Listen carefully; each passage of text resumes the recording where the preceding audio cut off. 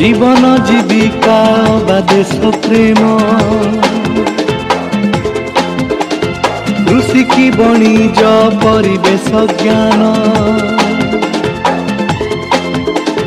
জীবন জীবিকা বা দেশ প্রেম, কৃষি কি বণিজ পরিবেশ জ্ঞান, सबुरी हितरे आमे समर्पण। रेडियो बाघा जतीन, रेडियो बाघा जतीन, रेडियो बाघा जतीन, रेडियो बाघा जतीन।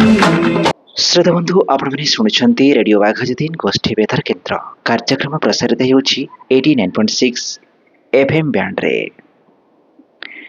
प्रचार करुछु आजिर अनुचिंता। उपस्थापना करिसेंती अवसर प्राप्त इतिहास विभागीय मुख्य सरकारी महाविद्यालय कोरापुट तथा आईआईसी भुवनेश्वर पाठ्य खसड़ा निर्देशक प्रोफेसर कामाक्षी प्रसाद दास।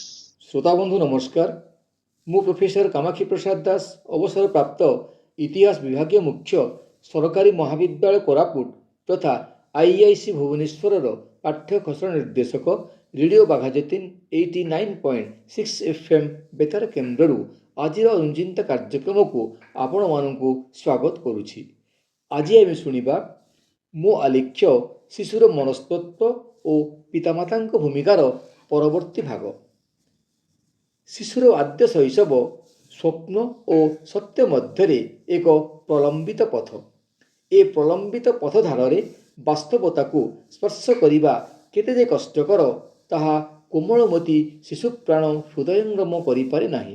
तेणु तो ए प्रलंबित पथर प्रतिटी पर्यायर शिशुपाई माँ कोल सर्वापेक्षा निरापद और निर्भरयोग्य।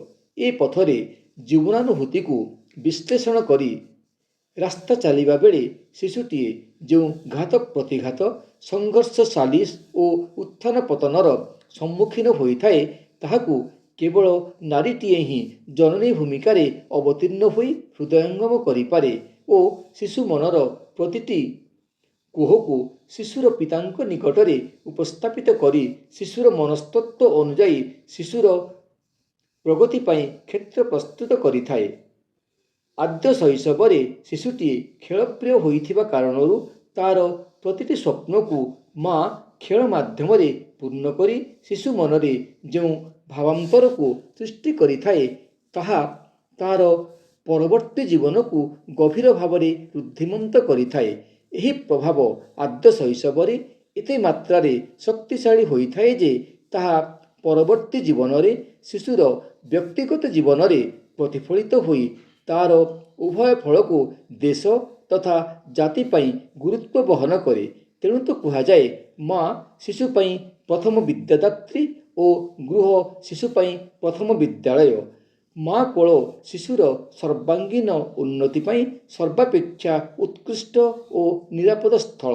तेणु शिशुटीए ता आद्य शैशवरे स्वप्न और सत्य मध्य थिबा जो प्रलंबित पथर यात्रीटीए साजी थाए से पथरे सफलता अर्जन करिबा पाई केवल माँ ही शिशुर